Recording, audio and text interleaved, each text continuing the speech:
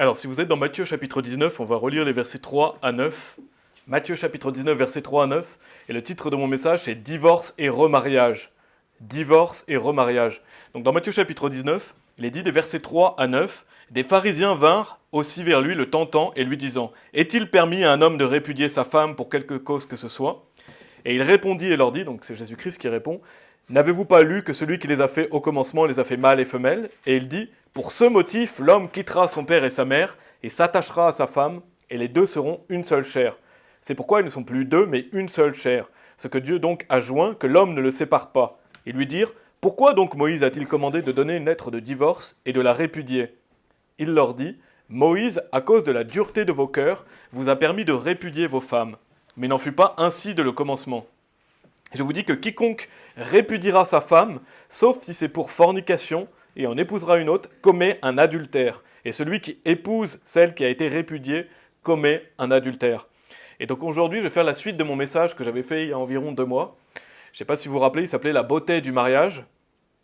Et pour ceux qui étaient présents, pour un bref rappel, on avait étudié la notion de la beauté du mariage et déjà la notion de la beauté de la virginité. Donc avant de se marier, un homme ou une femme doit rester vierge. Donc Dieu nous commande de rester vierge. La fornication, c'est malfaisant. On l'avait vu dans ce message, que la fornication est malfaisante, que Dieu déteste la fornication et condamne fortement le fait d'avoir des rapports intimes, des rapports physiques avant le mariage. Donc on avait vu la beauté de la virginité. À l'opposé, on avait vu que le mariage, c'est quelque chose d'honorable, quelque chose de bon. Et Dieu a donné cette institution du mariage. Et donc il faut se garder vierge avant le mariage. Mais le mariage est quelque chose de beau selon la Bible. Et donc on a vu la notion de faire une seule chair. On vient le relire dans Matthieu chapitre 19. Mais quand on est marié, on fait une seule chair. Le mari et la femme font une seule chair. Et donc un mari et une femme doivent se chérir l'un l'autre. Un mari et une femme doivent s'aimer. Un mari et une femme doivent bien communiquer, travailler à leur mariage, on l'avait vu dans le message. Il faut nourrir cette relation, donc c'est important d'avoir une poursuite amoureuse dans le mariage, d'avoir aussi des rapports intimes fréquents. Donc toutes ces choses-là, on les avait vues dans le message précédent, qui est la beauté du mariage. Et donc pour finir, on avait vu aussi que le mariage c'est pour la vie. Le mariage c'est pour la vie, et donc on avait vu la beauté de la longévité dans le mariage. Dieu loue le fait que nous puissions rester ensemble jusqu'à la mort. Et donc ça me permet de faire la transition vers ce message, et vous pouvez aller dans Malachie chapitre 2, et garder quelque chose dans Matthieu 19, si vous voulez bien, parce qu'on va revenir dans Matthieu chapitre 19. Voilà, c'était un bref rappel de ce premier message sur la beauté du mariage. Maintenant, on fait la transition justement sur le divorce, notamment sur le sujet du divorce et remariage, à la lumière de la Bible. Donc on avait vu dans le message précédent, Malachie chapitre 2, verset 16, donc dans les prophètes mineurs. Je vais vous lire le verset, si vous n'y êtes pas, c'est pas grave, je vais vous lire. « Car le Seigneur, le Dieu d'Israël, dit qu'il hait la répudiation, et je vais dire haï, pour que ce soit plus simple, quand je dis haï, c'est le fait d'haïr, qu'il haït la répudiation, car on couvre la violence sous son vêtement, dit le Seigneur des armées. C'est pourquoi prenez garde à votre esprit, que vous n'agissiez pas perfidement. » Donc on avait vu ce message à la fin du message précédent, mais Dieu déteste la répudiation, c'est-à-dire qu'il déteste le divorce. Dieu déteste le divorce, et ce n'est pas un sujet qui est obscur dans la Bible, c'est très clair. Dieu est très clair sur le divorce, Dieu est très clair sur le remariage, c'est vraiment ce qu'on va voir dans ce message. Et ce message, encore une fois, je le répète, mais c'est toujours important, ce message n'est pas, entre guillemets, pour taper sur les gens qui sont déjà divorcés, c'est pas un message pour vous faire sentir mal non plus. Quand vous êtes divorcé, vous êtes déjà divorcé. Donc la Bible nous dit d'oublier les choses passées et d'aller de l'avant. Donc ce n'est pas un message pour les personnes qui sont déjà divorcées pour vous faire vous sentir mal. Par contre, oui, ça peut être un message qui peut vous aider si vous êtes divorcé à qu'est-ce que la Bible vous permet de faire et qu'est-ce que vous pouvez faire en tant que personne divorcée. Mais c'est surtout aussi un message pour les personnes qui sont mariées. Les personnes qui sont mariées pour que justement ils ne divorcent jamais. Que vous voyez que le divorce n'est jamais une option, ce n'est pas envisageable. Et c'est pour les futures générations aussi, pour qu'ils comprennent les dangers du divorce et le fait que Dieu déteste ça. Donc justement, si vous êtes quelqu'un de divorcer, vous voudriez justement que des prédications soient faites là-dessus. Peut-être que vous auriez aimé l'écouter dans le passé. Vous n'avez pas eu cette bénédiction, mais voilà, vous devez vouloir que les gens aient ce genre de prédication pour ne pas faire la même chose. Et pour que les gens comprennent que le divorce est quelque chose que Dieu déteste. Et si vous êtes divorcé, encore une fois, vous n'êtes pas un chrétien de seconde classe, vous n'êtes pas un chrétien qui ne peut pas être béni par Dieu, vous pouvez faire des grandes choses pour Dieu, vous pouvez être béni. Et Dieu est la priorité. Et donc, je vais vous lire plusieurs articles. Donc, on ne va pas aller dans la Bible tout de suite, mais je vais vous lire 2 passages d'articles qui parle du divorce et notamment des conséquences du divorce. Et pourquoi je vais vous lire ces passages? Justement pour que vous compreniez l'impact du divorce sur les familles et notamment sur les enfants. Et si je vous lis ça, c'est pour que justement, si vous êtes une famille, si vous êtes un couple, si vous voulez vous marier plus tard, vous compreniez quel impact ça peut avoir sur les enfants et donc que ce soit jamais envisageable pour vous de divorcer. Et c'est vraiment extrêmement important. Donc je vais vous lire 2 passages sur le site enfant-encyclopédie.com. Je vais peut-être accrocher dans les noms, mais il est dit par Brian M. D'Onofrio, donc c'est l'université d'Indiana aux États-Unis. Donc j'ai noté plusieurs passages de ce qu'il dit. Il est dit: plusieurs études ont montré que la séparation ou le divorce parental est associé à un éventail de problèmes dans des domaines variés pour les jeunes enfants et les adolescents. La séparation ou le divorce parental est associé à des difficultés académiques, baisse des résultats scolaires et abandon prématuré de l'école, et à un taux plus élevé de comportements perturbateurs. Par exemple, l'opposition envers les figures d'autorité, la participation à des bagarres, le vol, la consommation et l'abus d'alcool et de drogues illégales. Les enfants et les adolescents qui vivent le divorce de leurs parents présentent aussi des taux plus élevés d'humeur dépressive, une estime de soi plus faible et de la détresse émotionnelle.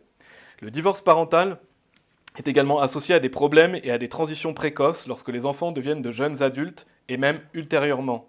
Les enfants de parents divorcés sont plus à risque de connaître la pauvreté, de vivre des échecs scolaires, de s'engager dans des activités sexuelles précoces et à risque, d'avoir des enfants hors mariage, de vivre en concubinage, de connaître la discorde conjugale et de divorcer.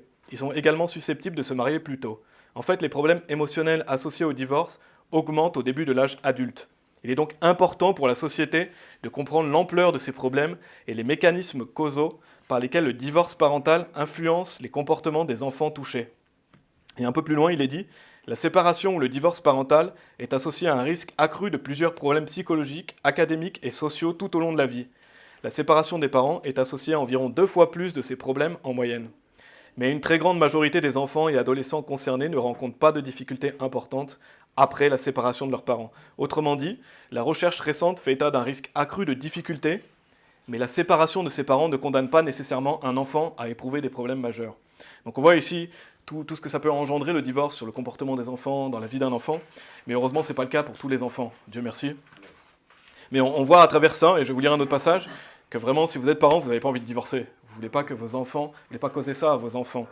Et si vous êtes déjà divorcé, bien sûr, il n'est pas trop tard, vous pouvez avoir une belle relation avec vos enfants, vous pouvez leur inculquer des bonnes valeurs. Bien sûr, s'ils ne sont pas sauvés, vous pouvez prier pour qu'ils soient sauvés. Mais ce n'est pas trop tard. Si vos enfants, vous êtes un parent divorcé, vous pouvez bien vous occuper de vos enfants, leur expliquer les choses et les amener justement à ne pas tomber dans ces choses-là. Et dans un autre document, il est dit: le syndrome d'aliénation parentale, ça se dit SAPPAS, impact de la séparation et du divorce sur les enfants et sur leur vie d'adulte. Donc c'est une étude du docteur Wilfried von Bosch-Gallo, spécialiste en psychothérapie et en psychiatrie. Donc je vais vous lire ce qui est dit. Il est dit: selon une étude de W. Eftenakis, Madame Knapp-Peters arrive d'ailleurs à des résultats similaires. Une grande partie des enfants concernés réussissent environ 2 ans après le divorce de leurs parents à s'adapter passablement à leur nouvelle situation et à commencer un développement psychique normal. Un tiers toutefois des enfants de familles divorcées doit s'accommoder d'une lésion considérable de leur développement à moyen et à long terme. Les résultats d'analyses scientifiques réalisés avant tout dans les pays anglo-saxons et germanophones indiquent que la séparation et le divorce des parents exercent à long terme un impact négatif sur le développement des enfants. Et je vais vous citer les 4 impacts négatifs qu'ils disent dans l'article. Premier, un risque accru de maladies psychiques ou psychosomatiques. Deuxième chose, des problèmes relationnels et de vie en couple ultérieurs. Il est dit dans ce contexte, les résultats de Etherington, de Eftenakis et de Franz et al. Soulignent spécialement les conséquences négatives de l'absence précoce du père, aussi bien chez les garçons que chez les filles. Il s'agit surtout de problèmes situés au niveau du concept du rôle, du concept d'identité et du concept du soi, ainsi qu'au niveau du contact affectif et du comportement relationnel. Troisièmement, un comportement délinquant accru. Et dernière chose, un risque accru de suicide. Les expériences liées au divorce ont des répercussions différentes sur des enfants de classes d'âge différentes, la perte des relations familiales étant non seulement la conséquence la plus grave du divorce, mais aussi à court et à long terme, la cause la plus fréquente des troubles de développement et de la personnalité des enfants. Donc quand vous voyez ces 2 articles, ça montre à quel point justement le divorce peut avoir un impact négatif sur les enfants. Et quand vous voyez ça, vous ne voulez pas en arriver à une chose pareille. Vous voulez le bien de vos enfants, donc vous voulez travailler à votre mariage, vous voulez améliorer votre mariage pour ne jamais divorcer. Et c'est volontairement que je vous ai lu ça, pour que justement vous puissiez prendre conscience de l'impact que ça peut avoir. Et donc la Bible est contre le divorce. La Bible est contre le divorce et on comprend encore plus pourquoi quand on lit ça, n'est-ce pas? On comprend encore plus pourquoi Dieu déteste le divorce, parce que Dieu aime les familles. Amen. Et maintenant, on va voir qu'est-ce que la Bible enseigne sur le divorce et le remariage. Et c'est vraiment un sujet, vous pouvez retourner dans Matthieu chapitre 19, mais c'est vraiment un sujet très important dans les jours où on vit. Pourquoi? Parce que malheureusement, il y a beaucoup de divorces. Il y a beaucoup de divorces à notre époque actuelle. J'ai noté notamment sur le site divorce.ch le nombre de divorces en Suisse. Actuellement, le taux de divorce est à 41,5%. La durée moyenne de mariage qui finissent par un divorce est de 15 ans. Donc ça, c'est la durée moyenne d'un mariage, c'est 15 ans. Et en France, c'est pire, c'est 46% des personnes mariées qui divorcent. Donc imaginez-vous, c'est presque une personne sur deux qui va divorcer. Donc c'est exactement ce que j'ai noté, quelle honte. Et c'est vraiment un véritable fléau, c'est vraiment malfaisant. Et on ne veut pas de ça chez nous, et en tant que chrétien, on est contre le divorce. Et malheureusement, il y avait des divorces à l'époque de Jésus, on peut voir dans Matthieu chapitre 19 qu'aussi ils essayaient de justifier les divorces, ils essayaient de trouver un moyen de divorcer, parce que l'être humain est pécheur. On le voit dans Matthieu 19, et on va y revenir un peu plus tard. Mais les gens considéraient cela moral ou normal de divorcer.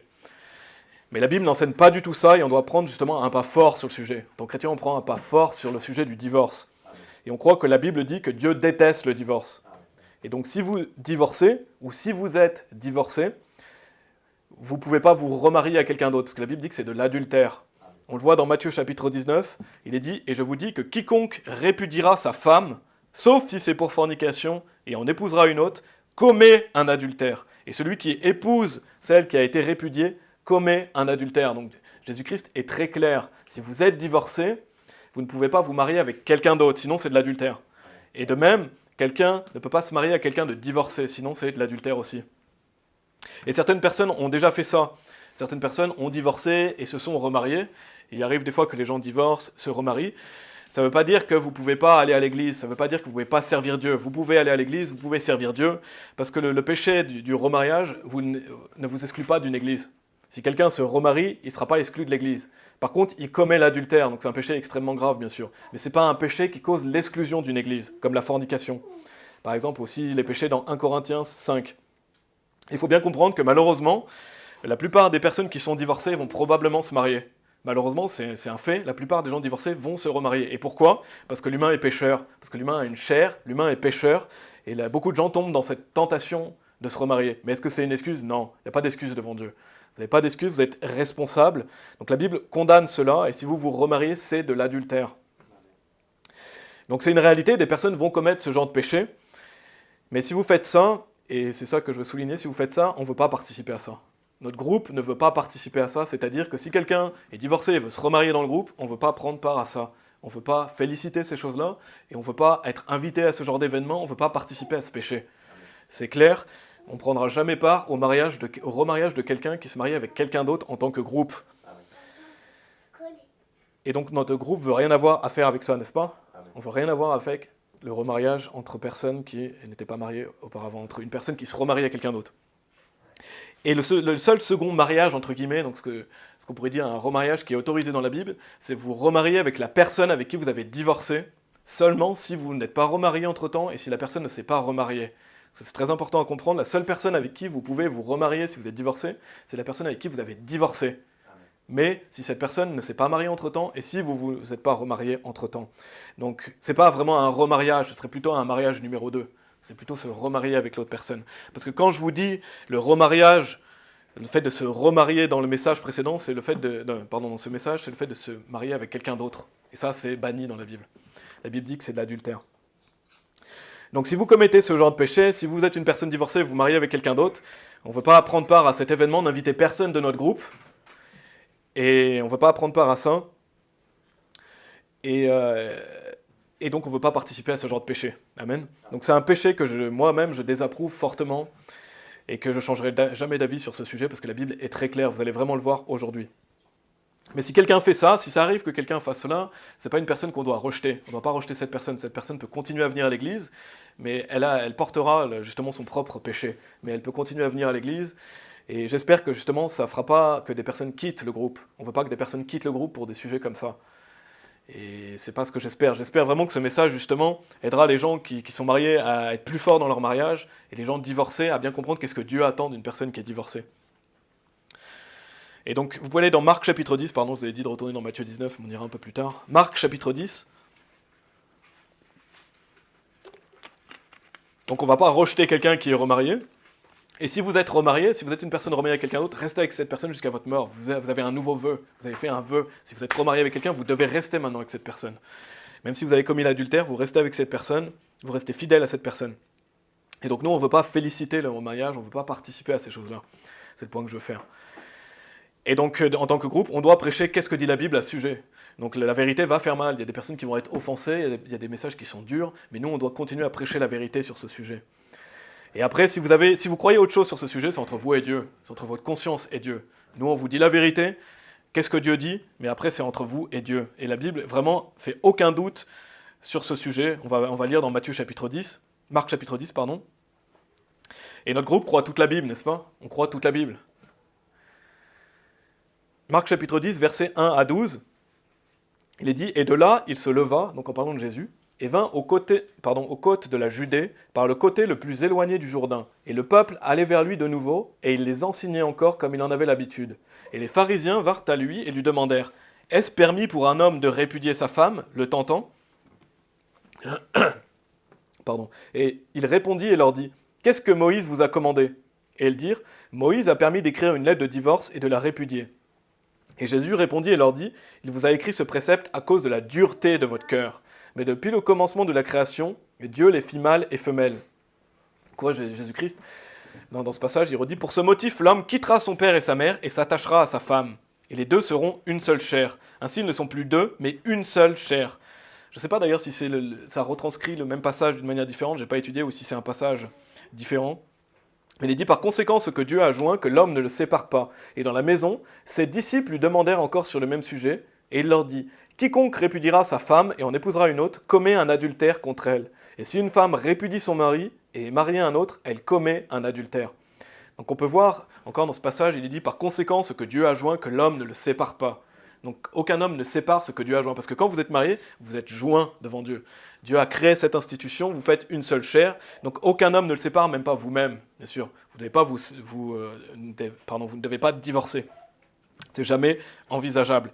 Et il est dit dans ce passage, sauf si c'est pour fornication, on va revenir sur ça, je vais vous expliquer qu'est-ce que ça veut dire. Mais par exemple, on peut prendre l'exemple d'un homme qui épouse une femme et penser que cette femme était vierge.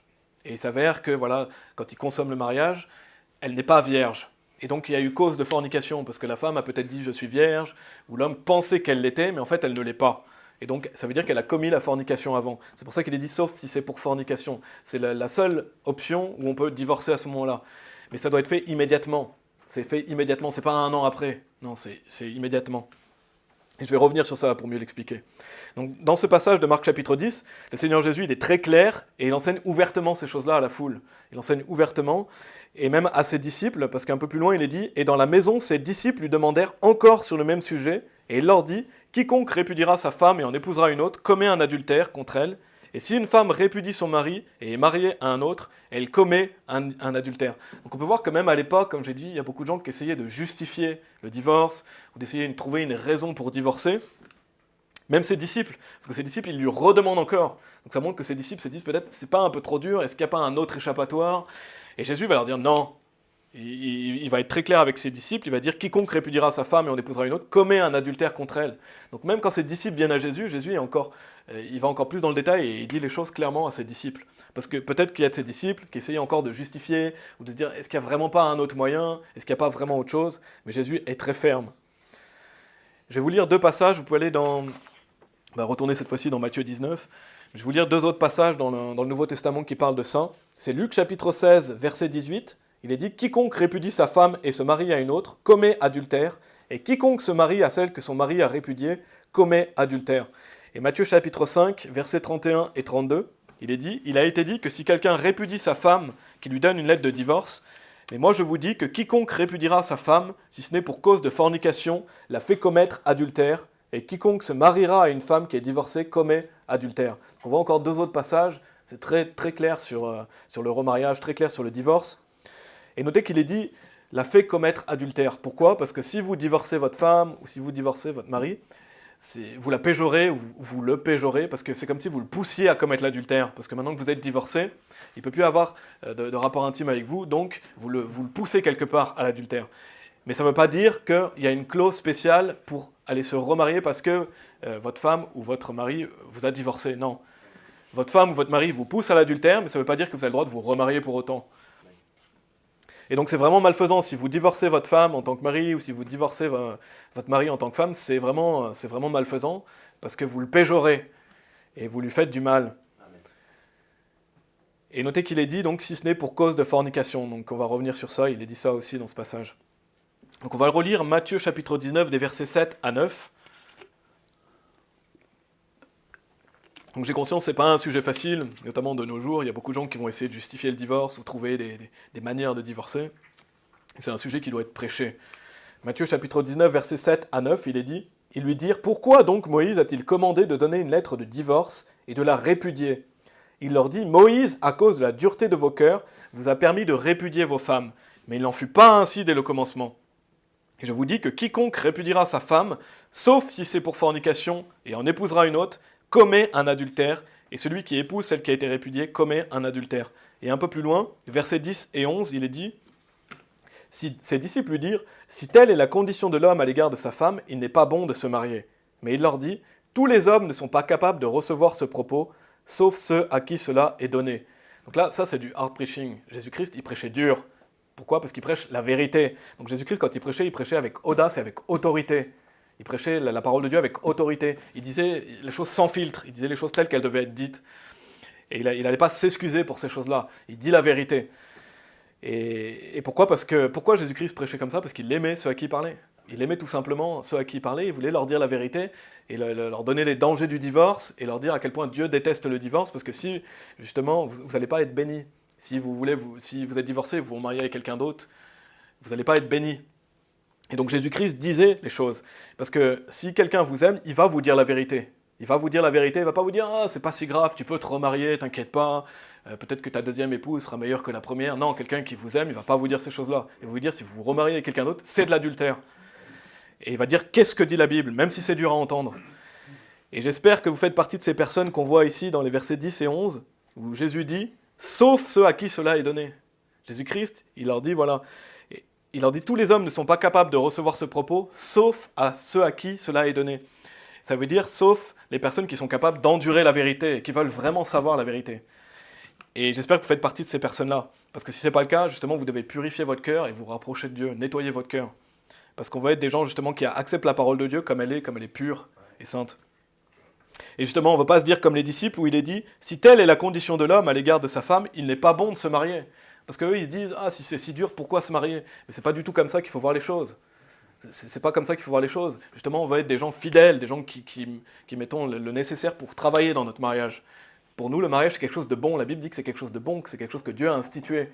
Donc on ne veut pas être ces disciples qui se disent « Ah, si c'est si dur, il n'est pas bon de se marier parce que je ne vais pas pouvoir divorcer, parce que je ne vais pas pouvoir me remarier. » Non, Jésus il dit justement « sauf ceux à qui cela est donné. » On veut faire partie de ces gens-là qui acceptent la vérité et qui aiment la vérité. On veut être des gens fidèles dans le mariage.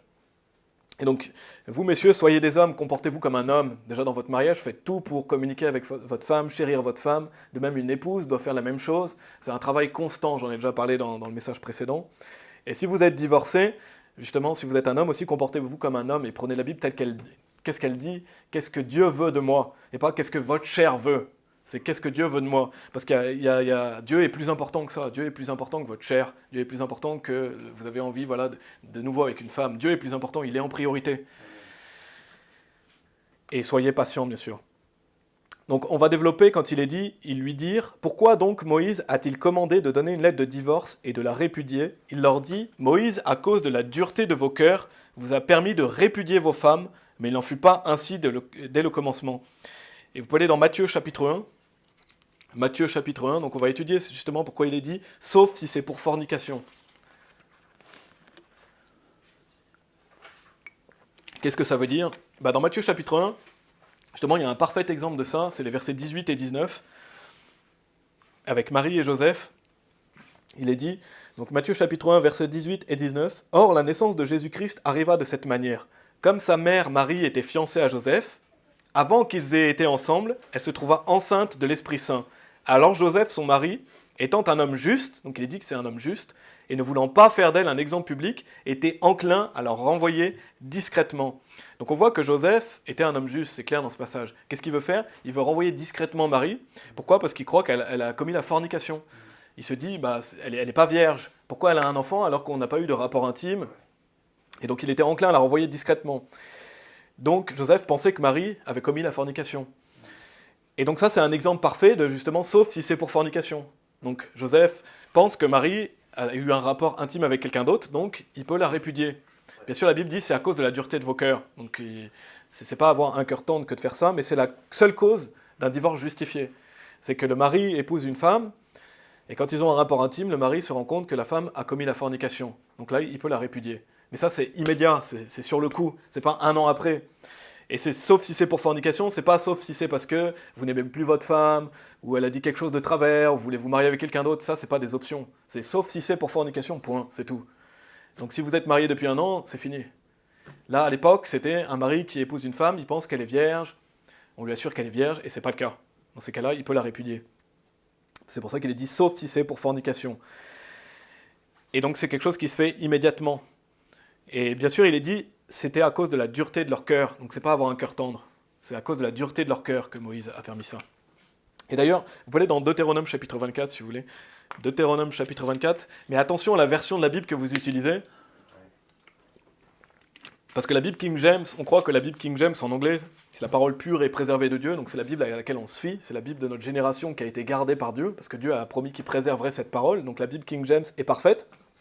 De notre côté, on a la Bible King James française qui comporte certaines erreurs parce que c'est une traduction. On a la Osterwald aussi qui comporte certaines erreurs, mais c'est des bonnes versions. Et dans la King James, dans Matthieu 19, Matthieu 5, c'est écrit fornication. Dans la King James française, c'est écrit fornication aussi. Et on retrouve ce mot donc dans la King James française. Mais dans certaines perversions modernes, c'est-à-dire des versions perverties modernes, on va voir qu'est-ce qu'il est dit. Dans la Louis II, il est dit « Mais je vous dis que celui qui répudie sa femme, sauf pour infidélité, et qui en épouse une autre, commet un adultère. » Donc c'est plus fornication, là c'est infidélité. Et dans la Bible du Summer, encore pire, il est dit « Aussi je vous déclare que celui qui divorce et se remarie commet un adultère, sauf en cas d'immoralité sexuelle. » Donc au lieu de fornication, ils mettent immoralité sexuelle ou ils mettent infidélité. C'est pour ça que je vous dis attention à la version que vous utilisez, parce que vous pouvez en arriver à pervertir les commandements de Dieu qui sont clairs. Dieu nous dit c'est la fornication, il ne dit pas l'infidélité ou l'immoralité sexuelle. Déjà, qu'est-ce que ça veut dire que l'immoralité sexuelle? Les gens peuvent rajouter tout ce qu'ils ont envie, c'est vraiment affreux comme traduction. Et qu'est-ce que ça veut dire? Et l'infidélité, l'immoralité sexuelle, c'est pas la fornication, c'est autre chose. Là, c'est précis, on sait que c'est sauf si c'est pour fornication. Là, on ne sait plus vraiment ce que c'est, les gens peuvent rajouter ce qu'ils veulent, et donc ça pervertit les commandements de Dieu. Donc vraiment, il y a des versions modernes qui sont à fuir à tout prix, qui sont du diable. Donc attention à la version que vous utilisez. Et c'est pour ça qu'après, il y a des gens qui viennent avec des « Oh, mon mari a été infidèle, je peux le divorcer ». Non, c'est pas ce que dit la Bible, elle dit sauf si c'est pour fornication. Donc attention à la version que vous utilisez. On va lire Deutéronome chapitre 24, versets 1 à 4. Et donc on va voir justement, il est parlé de la fornication ici. Dans l'Ancien Testament, il est dit « Quand un homme aura pris une femme et se sera marié avec elle, et s'il arrive qu'elle ne trouve pas grâce à ses yeux, parce qu'il aura trouvé en elle quelques défauts. » Et ici, dans la King James française, c'est dit quelques défauts, je trouve que c'est pas vraiment bien traduit. Dans la Osterwald, je crois que c'est dit quelque chose de honteux. Mais en anglais, c'est uncleanness, c'est impureté. Donc ce serait mieux traduit si c'était impureté, parce que quelques défauts, on ne sait pas vraiment qu'est-ce que ça veut dire.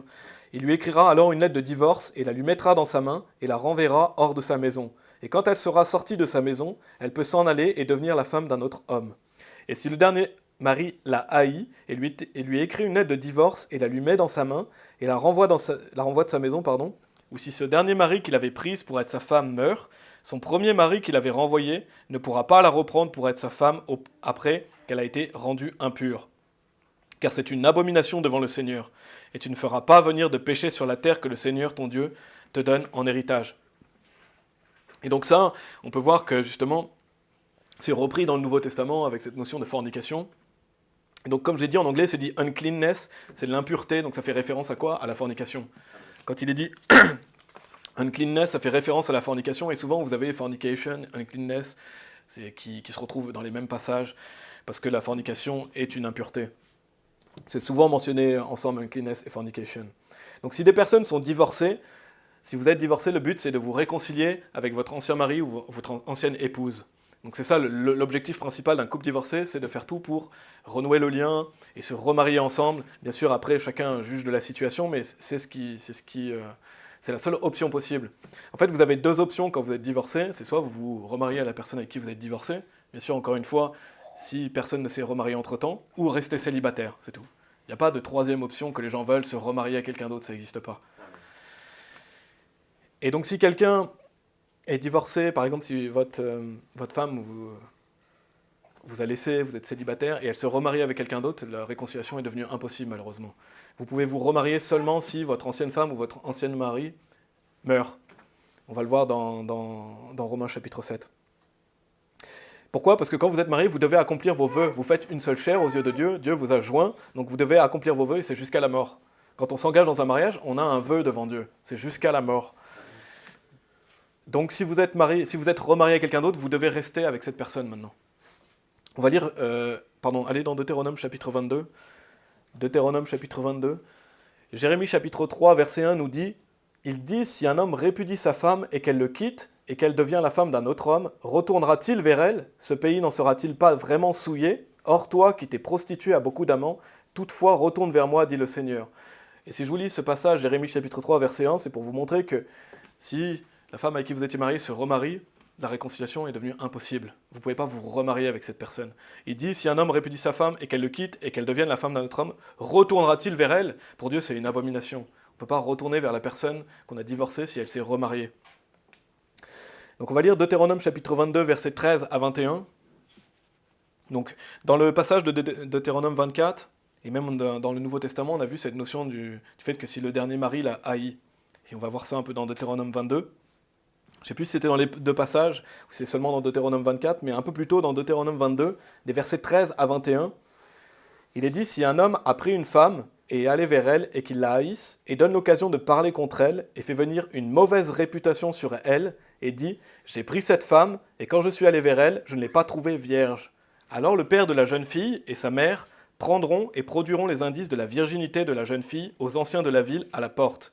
Et le père de la jeune fille dira aux anciens, « J'ai donné ma fille à cet homme pour femme, et il l'a haïe. Et voici, il profite de l'occasion de parler d'elle, disant, Je n'ai pas trouvé ta fille vierge, et cependant voici les indices de la virginité de ma fille. Et ils étendront le drap devant les anciens de la ville, et les anciens de cette ville prendront l'homme et le châtieront.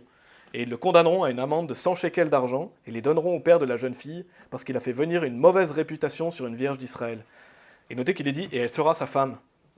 Il ne pourra pas la répudier durant tous ses jours. Mais si cette chose est vraie, et que les indices de virginité n'ont pas été trouvés chez la jeune fille, alors ils feront sortir la jeune fille à la porte de la maison de son père, et les hommes de sa ville la lapideront avec des pierres, et elle mourra, parce qu'elle a commis une folie en Israël en se prostituant dans la maison de son père. Ainsi tu ôteras le mal du milieu de toi. Donc on voit que Dieu ne rigole pas avec ces choses.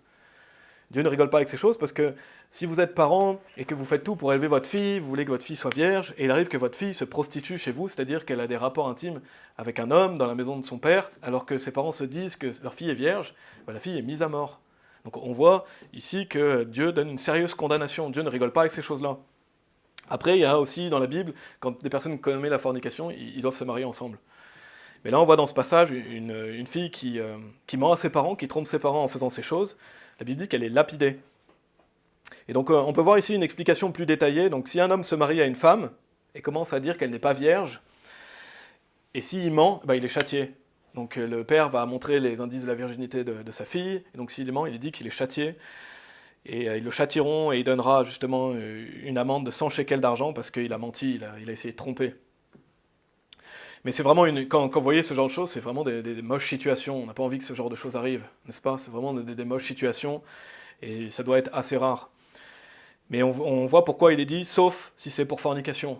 Sauf si c'est pour fornication, donc comme je vous ai bien expliqué, c'est la seule chose qui fait qu'un mari peut répudier sa femme. Et c'est quelque chose qui doit être fait immédiatement. On va aller dans Romains chapitre 7. Donc j'espère que vous me suivez, c'est pas un message facile, il y a beaucoup de doctrines.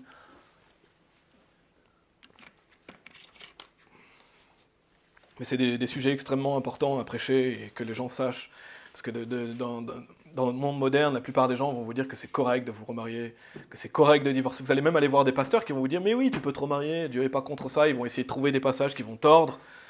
Et non, nous, on veut dire la vérité. Dans Romains chapitre 7, versets 1 à 3, il est dit « Ne savez-vous pas, frères, car je parle à ceux qui connaissent la loi, comment la loi a emprise sur un homme aussi longtemps qu'il vit, car la femme qui a un mari est liée par la loi à son mari aussi longtemps qu'il vit. Mais si le mari vient à mourir, elle est dégagée de la loi de son mari. Ainsi donc, si pendant que son mari vit, elle est mariée à un autre homme, elle sera appelée adultère. Mais si son mari est mort, elle est libre de cette loi, de sorte qu'elle n'est pas adultère, bien qu'elle soit mariée à un autre homme. » Donc l'enseignement de Paul et de Jésus est le même, on peut le voir ici. Paul dit exactement la même chose que Jésus. Il dit que le mariage c'est jusqu'à la mort, que si vous vous remariez à quelqu'un d'autre c'est de l'adultère, et que la seule chose c'est que si votre ancien mari ou épouse meurt, vous pouvez vous remarier à quelqu'un d'autre. Donc Paul ne contredit pas ce que dit Jésus, il confirme ce que dit Jésus-Christ. Donc on voit clairement encore une fois dans ce passage. Et donc qu'est-ce que ça nous montre encore une fois? C'est l'importance du mariage aux yeux de Dieu, l'importance de faire une seule chair quand vous êtes mariés. Et vous pouvez aller dans 1 Samuel chapitre 25. Je vais donner l'exemple, je ne sais pas si vous connaissez cet exemple, je ne vais pas lire toute l'histoire, vous pourrez la relire si vous voulez chez vous, mais c'est l'histoire de Abigail avec David. Dans 1 Samuel chapitre 25, je vais seulement lire certains versets. Pour vous faire un résumé, Abigail a été mariée à un homme très mauvais, très malfaisant, qui s'appelait Nabal, et on va le lire au verset 3. Donc 1 Samuel chapitre 25 verset 3, il est dit « Et le nom de l'homme était Nabal, et le nom de sa femme Abigail. C'était une femme de bon sens et belle de visage. » Donc on voit l'opposé, donc la Bible nous décrit un beau portrait d'Abigail, mais Nabal est décrit comme quelqu'un de très malfaisant. Il est dit « Mais l'homme était grossier et mauvais dans ses actions, il était de la maison de Caleb. » Et donc quand on relit l'histoire, David va envoyer des jeunes hommes vers Nabal parce qu'il a besoin de vivre. Il a besoin de vivre, il va aller demander des choses à Nabal, et Nabal va mépriser et insulter David. Et donc David va méditer la chute de Nabal, donc il va venir pour exterminer Nabal, mais Abigail, sa femme, elle va s'interposer et elle va supplier David. On le voit au verset 25, Abigail essaye de réconcilier les choses, de faire en sorte que la maison de son mari ne soit pas détruite. Il est dit au verset 25 que « Mon Seigneur ne prenne pas garde, je te prie, à cet homme de Bélial. » Donc notez qu'est-ce qu'il est dit, il est dit à cet homme de Bélial. Pourquoi? Parce que Nabal, c'était un réprouvé. À Nabal, car il est tel que son nom, Nabal est son nom, et la folie est en lui. Mais moi, ta chambrière, je n'ai pas vu les jeunes hommes de mon Seigneur que tu as envoyés. Donc là, c'était vraiment quelqu'un d'excessivement mauvais, qu'on appelle un réprouvé. Donc c'est vraiment un cas particulier. Mais Abigail était mariée à cet homme très très mauvais. Et regardez ce qu'il est dit un peu plus loin au verset 38. Et il arriva environ 10 jours après, donc c'est vraiment pas longtemps après, que le Seigneur frappa Nabal et il mourut. Donc Dieu va tuer cet homme. Et donc qu'est-ce qu'il va faire? Il va délivrer Abigail. Abigail va être délivrée et elle va épouser David. Et si je vous donne cette histoire, bien sûr, c'est un extrême parce que son mari était un réprouvé. Mais on ne sait jamais qu'est-ce que Dieu va faire dans nos vies. Là, Dieu a délivré Abigail qui était mariée à un réprouvé et elle a pu se remarier à quelqu'un d'autre. Et bien sûr, c'est probablement pas le cas des personnes qui écoutent, j'espère pas. Si vous êtes marié à un réprouvé ou si vous avez été marié à un réprouvé, c'est quand même assez rare, mais bon, ça arrive. Mais cet homme était excessivement mauvais. Mais le point que je veux faire, c'est que si vous êtes divorcé, soyez patient, vous ne savez pas qu'est-ce qui peut se passer dans votre vie, soyez patient, mettez Dieu en priorité, continuez à le servir. Si vous pouvez vous réconcilier avec votre ancien mari ou votre ancienne femme, tant mieux. Mais Dieu va vous bénir si vous êtes patient. Dieu va vous bénir et il y a des choses que vous pouvez faire pour Dieu, il y a beaucoup de choses à faire pour Dieu. Amen. Donc mettez Dieu en priorité. On va aller dans 1 Corinthiens chapitre 7. J'ai bientôt terminé. 1 Corinthiens chapitre 7. Et comme j'ai dit, si vous êtes divorcé, le but du message, c'est pas de vous faire vous sentir mal, c'est vraiment d'apporter quelques... Voilà, qu'est-ce que dit la Bible à ce sujet du remariage, et aussi de consolider les couples, et d'enseigner aux futures générations l'importance du mariage. Donc c'est le dernier passage où on va, 1 Corinthiens chapitre 7, versets 10 et 11. Donc Paul nous dit, « Et à ceux qui sont mariés, je commande, cependant pas moi, mais le Seigneur. » Regardez que Paul nous dit qu'est-ce que le Seigneur commande. « Cependant pas moi, mais le Seigneur, que la femme ne quitte pas son mari. Mais si elle le quitte, qu'elle reste célibataire ou qu'elle soit réconciliée à son mari, et que le mari ne répudie pas sa femme. » Donc Paul nous dit ici les deux options que je l'ai dit. C'est-à-dire que si jamais votre femme vous quitte, par exemple, vous avez deux options. Enfin, là c'est la femme qui est prise en exemple, qu'elle reste célibataire ou qu'elle soit réconciliée à son mari. Il n'y a pas de remariage avec un autre homme. Donc Dieu nous donne les deux options possibles ici. Et c'est l'opinion de Dieu. Hein. Paul nous dit, cependant pas moi, mais le Seigneur, que la femme ne quitte pas son mari. Mais si elle le quitte, pourquoi? Parce que ça va arriver. Si elle le quitte, qu'elle demeure célibataire ou qu'elle soit réconciliée à son mari. Mais la Bible nous dit que le mari ne répudie pas sa femme, que le mari ne divorce pas. Donc c'est un commandement direct de Dieu. Et un peu plus loin, on a Paul qui donne son opinion des versets 12 à 15, les versets d'après, et il souligne bien que c'est son opinion. Avant, il disait que c'était un commandement du Seigneur. Après, il va dire non pas le Seigneur. Donc c'est l'opinion de Paul, mais je pense que l'opinion de Paul est juste dans ce passage. Mais Paul nous montre que c'est son opinion. Versets 12 à 15, il est dit, mais aux autres je dis, non pas le Seigneur, si n'importe quel frère a une femme qui ne croit pas, et qu'il lui plaît de demeurer avec elle, qu'il ne la répudie pas. Et la femme qui a un mari qui ne croit pas, et s'il lui plaît de demeurer avec elle, qu'elle ne le quitte pas. Car le mari non-croyant est sanctifié par la femme, et la femme non-croyante est sanctifiée par le mari. Autrement, vos enfants seraient impurs, mais maintenant ils sont saints. Mais si le non-croyant s'en va, laissez-le partir. Un frère ou une sœur ne sont plus sous obligation en pareil cas, mais Dieu nous a appelés à la paix. Donc ici, on voit que Paul souligne bien que c'est son opinion, mais je pense que son opinion est correcte, son opinion est juste à ce sujet. Paul nous dit que même si vous êtes marié à quelqu'un de non sauvé, demeurez avec cette personne. Mais si cette personne s'en va, laissez-la partir. Il est dit, car le mari non-croyant est sanctifié par la femme. Mais si le non-croyant s'en va, laissez-le partir. Un frère ou une sœur ne sont plus sous obligation en pareil cas, mais Dieu nous a appelés à la paix. Mais notez que dans ce passage, Paul ne dit jamais que c'est possible de se marier à quelqu'un d'autre. Pourquoi? Parce que la Bible est cohérente. Paul ne va pas contredire qu'est-ce que dit Jésus-Christ. Donc la Bible est toujours cohérente. Donc en conclusion de ce message, et comme j'ai dit, c'est un message assez lourd mais très important, c'est que, mes amis, celui qui vous aime, il vous dit la vérité. Celui qui vous aime, il vous dit la vérité, il vous dira qu'est-ce que dit la Bible. Et notre groupe, on veut justement être fidèle à la parole de Dieu, prêcher qu'est-ce que dit la Bible. Et il y a beaucoup de personnes qui vont vous enseigner des mensonges sur ce sujet. Vous pouvez aller voir d'autres personnes qui vont vous dire non, c'est correct de divorcer, non, c'est correct de se remarier. Mais c'est des personnes qui ne vous aiment pas. C'est des personnes qui ne vous aiment pas. Parce que ceux qui justifient le divorce n'aiment pas les familles. Ceux qui justifient le divorce, quelle que soit la manière, à part, sauf si c'est pour fornication, comme dit la Bible, ils n'aiment pas les familles. On a vu les causes, on a vu les conséquences du divorce sur les enfants. N'oubliez pas ces choses-là. Donc c'est quelque chose de malfaisant.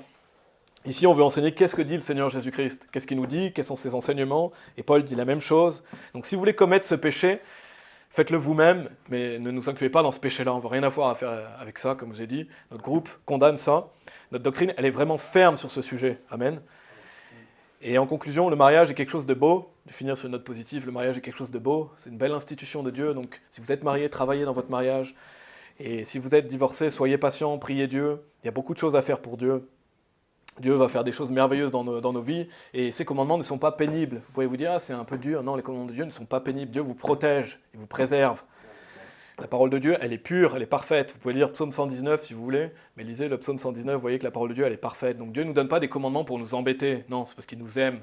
Et Dieu estime hautement le mariage. Amen. On va prier. Merci Père pour ta parole qui est vraiment claire sur ce sujet. Je prie pour que les personnes qui ont écouté ce message puissent bien comprendre quels sont tes commandements, Seigneur, que ce n'est pas notre avis personnel sur le sujet, mais c'est vraiment qu'est-ce que dit la Bible.